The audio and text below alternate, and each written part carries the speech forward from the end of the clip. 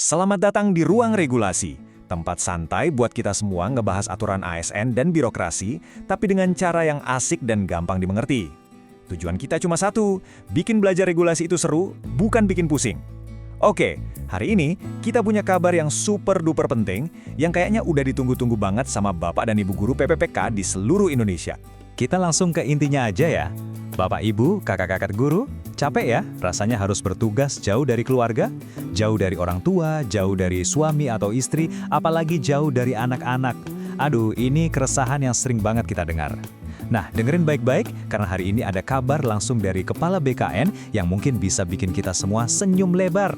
Jadi, pertanyaan besarnya kan ini, beneran nggak sih guru PPPK sekarang itu bisa pindah tugas? Selama ini kan mitosnya, wah mustahil, udah terikat kontrak nggak bisa kemana-mana.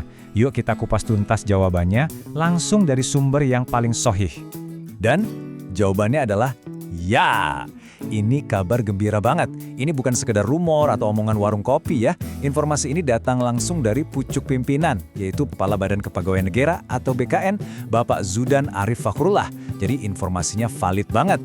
Coba dengerin baik-baik pernyataan yang mengubah segalanya ini. Kata beliau, kepala daerah dapat langsung memerintahkan pemindahan guru PPPK tanpa izin berlapis. Apa artinya ini? Artinya, pintu yang selama ini kita anggap tertutup rapat sekarang itu resmi dibukakan. Kuncinya cuma satu, kepala daerah. Jadi, kalau dulu mungkin ada anggapan kalau pejabat itu takut melakukan mutasi ASN karena prosesnya ribet dan berisiko, Kepala BKN dengan tegas bilang, pemikiran kayak gitu udah nggak relevan lagi, udah kuno. Kenapa? Karena sekarang sistemnya udah canggih dan aman. Oke, kalau gitu siapa sih sebetulnya yang memegang kunci untuk proses mutasi ini? Biar kita semua paham alurnya dan tahu harus kemana, mari kita bedah lebih dalam lagi. Nah, ini dia kuncinya. Kuncinya ada di tangan PPK, atau Pejabat Pembina Kepegawaian. Siapa tuh PPK? Gampangnya gini, PPK itu adalah gubernur, bupati, atau wali kota di daerah kita masing-masing. Merekalah yang punya wewenang penuh untuk mengangkat, memindahkan, dan bahkan memberhentikan ASN, termasuk guru PPPK. Jadi perubahannya ini drastis banget loh. Dulu kita mikirnya prosesnya rumit, harus izin ke sana-sini, berlapis-lapis. Faktanya sekarang, kewenangan penuh itu ada di tangan PPK.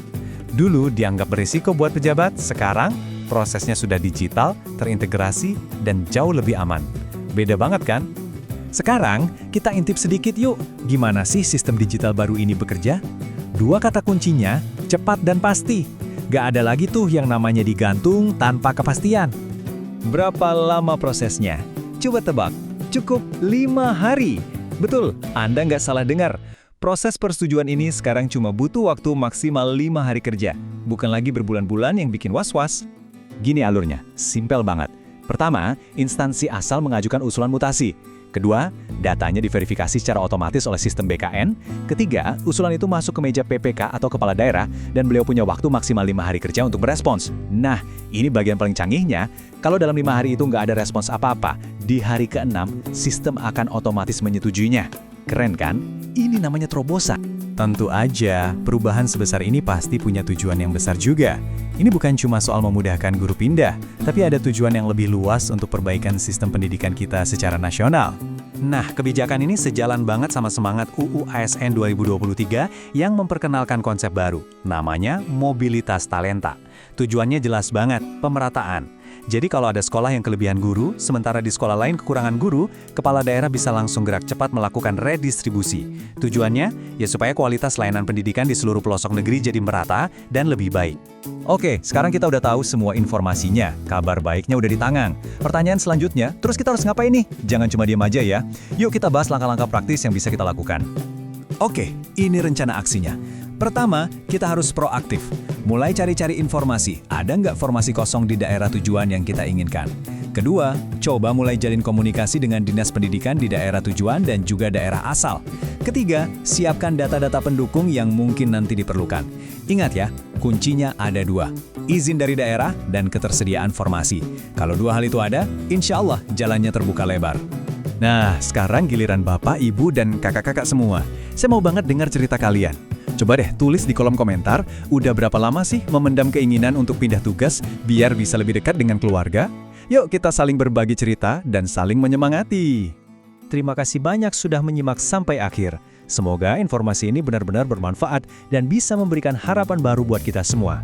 Jangan lupa ya, subscribe channel Ruang Regulasi biar gak ketinggalan info-info penting lainnya yang akan kita bahas dengan cara yang asik.